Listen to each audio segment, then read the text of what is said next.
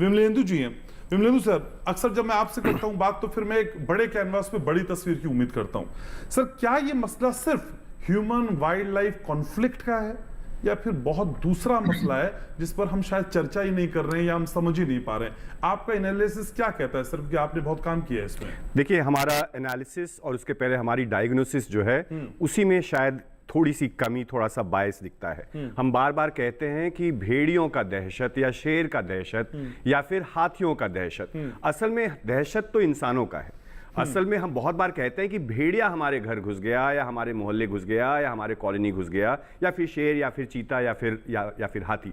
सच्चाई ये है कि हम उनके घर में बैठ गए हैं और सिर्फ हम विजिटर बन के नहीं, हमने तो उनके एरियाज को इंक्रोच किया है। तो लार्जली एक फिलोसफिकल लेवल पे नहीं बल्कि एक निर्धारित रूप से अगर आप देखें जितनी भी स्टडीज हुई हैं ह्यूमन वाइल्ड लाइफ कॉन्फ्लिक्ट के ऊपर, तो ये कहा गया है कि असल में इंक्रोचमेंट वो आपके टेरिटरी में नहीं आते हैं, आप उनके टेरिटरी में आ गए हैं, जिसके कारण उनके बेसिक, अगर वो आपके टेरिटरी में आते हैं तो शायद कभी कभी अटैक करते हैं। मान लीजिए 10 बच्चों को या 20 बच्चों को या 2000, जितनी भी संख्याएं हमने बोली हैं कि 2000 शायद इंसान अगर मान लीजिए उनकी मृत्यु होती है इन अटैक से। बनस्पत हमने अपने विकास की परिभाषा में, जिसके प्रति हम बहुत ही संलग्न रहते हैं, हम पिछली बार भी चर्चा कर रहे थे कि विकास कैसी होनी चाहिए, सहूलियत वाली विकास के चक्कर में हमने क्या किया है? हमने जंगलों को चाहे काट दिया है या फिर जंगलों को घेर दिया है या जंगलों का विभाजन कर दिया है। साथ ही साथ बहरेच और बाकी इलाकों की स्थिति जो देखें, जो पूर्व डीएफओ साहब भी कह रहे थे कि जो वो जंगली एरिया है उसमें उसके लिए खाने की व्यवस्था नहीं है।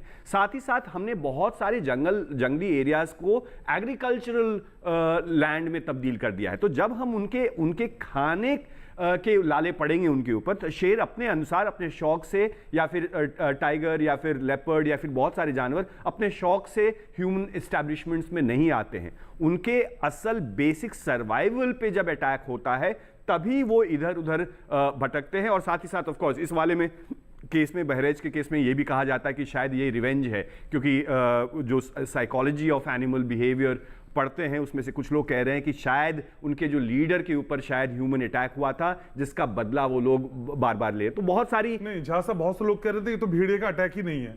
एग्जैक्टली, वो भी कह रहे हैं कि भेड़िए जो है वो पांव को अटैक करता है, ये तो अब नाक को अटैक कर रहा है। देखिए, है तो जानवर का अटैक। असल में आप अगर एक जंगल को विस्थापित करते हैं तो सिर्फ एक जानवर को नहीं बल्कि उसकी पूरी की पूरी व्यवस्था को विस्थापित करते हैं, जिसका परिणाम ये तो बाय द वे हम ये शॉर्ट टर्म परिणाम देख रहे हैं जिसमें एक रिएक्शन है, एक अटैक है। लेकिन लॉन्ग टर्म रिएक्शन जो है, जो भी हम फॉरेस्ट कवर रिड्यूस करते हैं अर्बनाइजेशन के नाम पे, विकास के नाम पे, डेवलपमेंट के नाम पे, शहरीकरण के नाम पे या फिर खेती के नाम पे, उसका असर लॉन्ग टर्म पानी के ऊपर, हीट के ऊपर, जंगल के ऊपर, पूरी व्यवस्था के ऊपर जो है वो बहुत ही भयावह है। ये तो सिर्फ एक ट्रेलर है और ये ट्रेलर हम बार बार सिर्फ उत्तर प्रदेश नहीं, कर्नाटक में, उड़ीसा में, उत्तराखंड में, हर जगह, दिल्ली जैसे शहर में भी हम देख रहे हैं।